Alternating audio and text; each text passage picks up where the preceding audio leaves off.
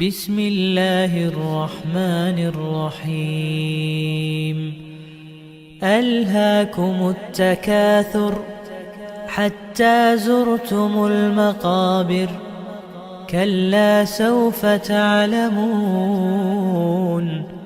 ثم كلا سوف تعلمون،